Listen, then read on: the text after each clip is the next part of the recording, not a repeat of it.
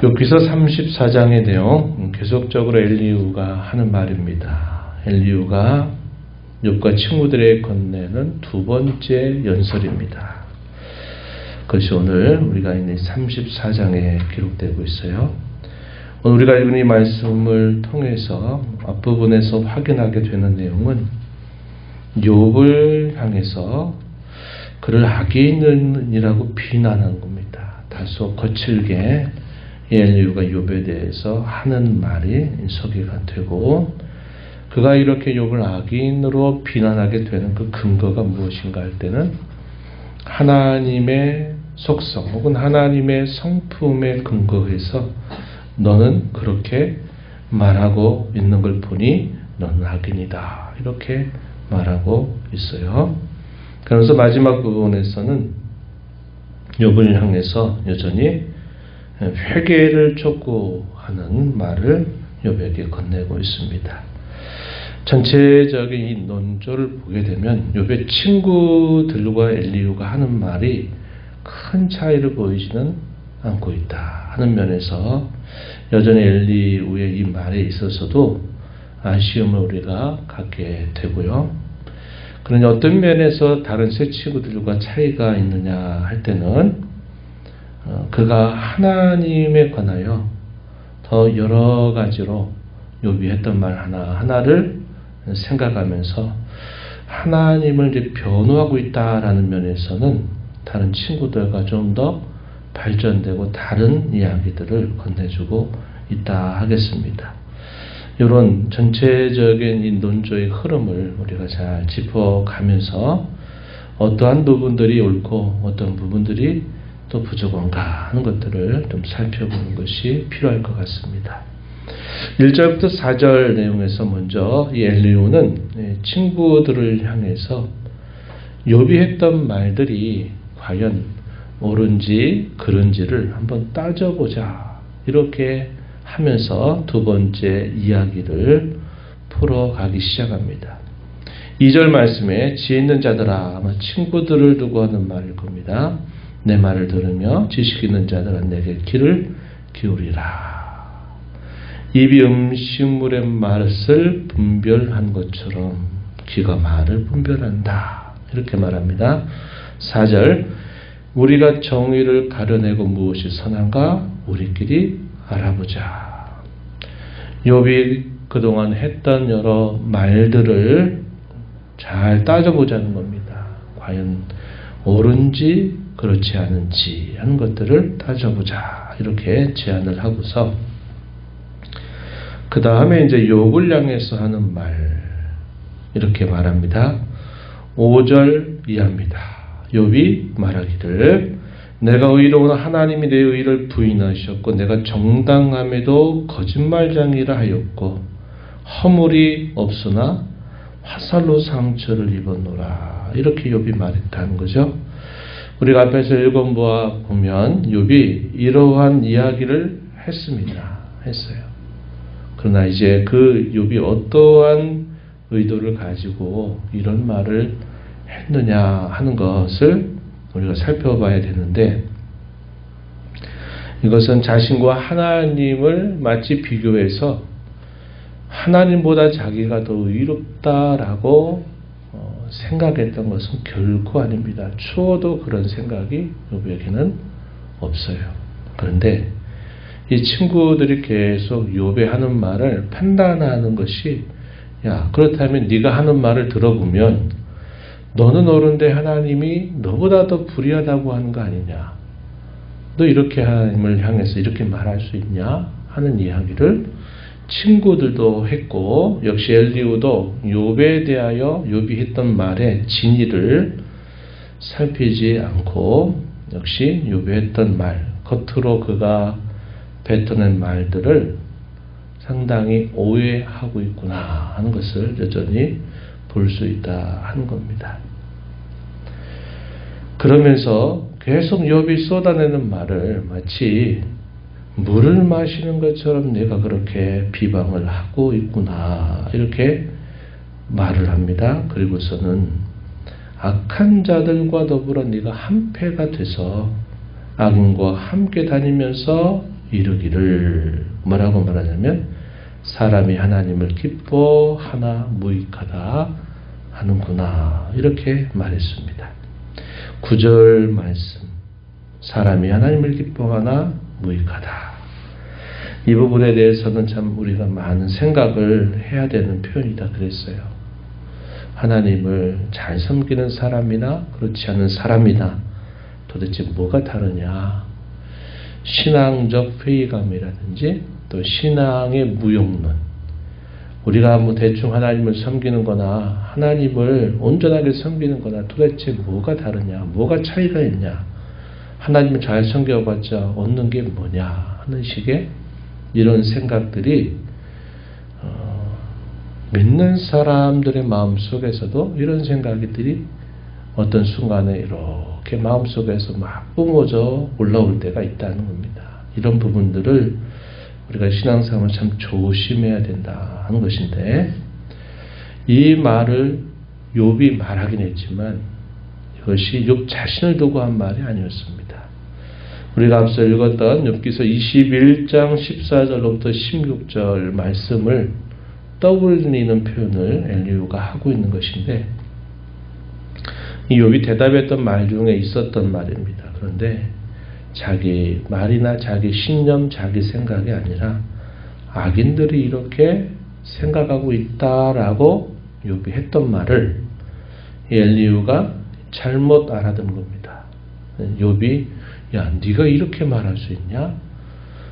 사람이 하나님을 기뻐해도 무익하다고? 이런 말을 네가 어떻게 하냐? 이거 악인들이 하는 말 아니냐? 이렇게 욥을 비난하는 겁니다. 근데 그 말씀을 가서 보면 욥 자기의 말이 아닙니다. 악인들이 이렇게 하나님을 향해서 말하고 다닌다 하는 것을 했던 이야기를 잘못 짚어낸 거죠.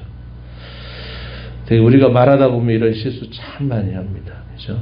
말할 때 하나하나를 다 기록해가지고 다 남기거나 이것들 그러지 않으면 조금 시간이 지나면 이게 누가 했던 말인지 잘 분간을 하지 못하고 내가 말도 아닌데 마치 내가 말한 것처럼 또 이렇게 생각을 하거나 또 다른 사람에게 대해서도 우리가 이런 실수를 많이 범할 수 있는 것입니다. 일단 이 비난 자체가 옳지 않은 비난입니다. 그리고 엘리후는 자기가 이런 말로 악인이라고 욥을 비난하면서 비난하는 그 근거를 뭐로 이야기하느냐. 곧 하나님의 의로우신 선풍, 하나님의 의로우신 통치를 우리가 어떻게 부인할 수 있느냐 하는 것을 근거로 삼아서 욥 네가 한 말은 악인과 똑같은 말이다. 이렇게 비난하고 있다고 하는 것입니다.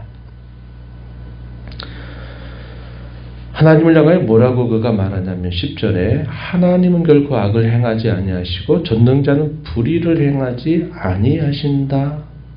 하나님의 변치 않는 그의 속성 혹은 성품을 먼저 제시했습니다. 그리고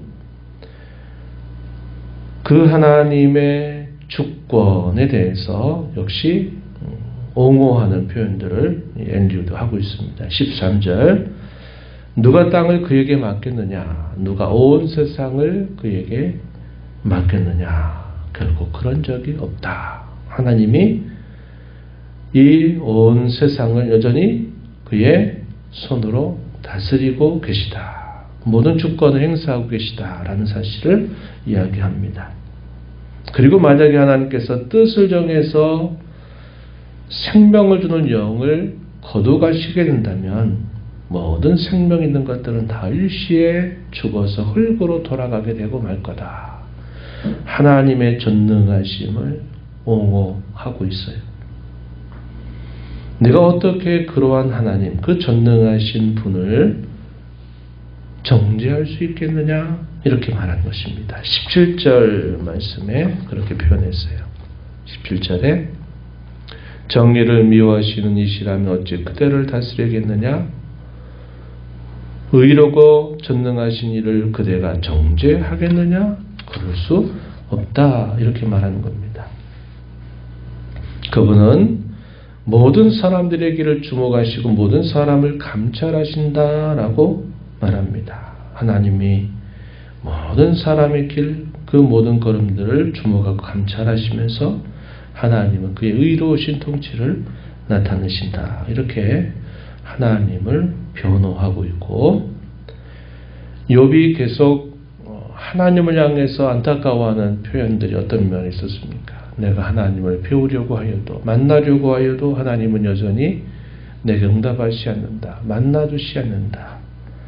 하나님이 침묵하신다라는 사실을 욥이 말했는데, 그걸 이제 엘리후가 또다시 말합니다. 29절에 보면 주께서 침묵하신다고 누가 그를 정죄하며 그가 얼굴을 가르친다면 과연 누가 그를 배울 수 있으랴. 이것은 그분이 그렇게 하고자 하신다면 우리는 그분의 뜻대로 우리가 받아들여야지, 그것이 마치 잘못하시는 것처럼 이렇게 여기는 태도는 옳지 않다. 이렇게 엘리후가 욥을 향해서 말하고 있는 것입니다.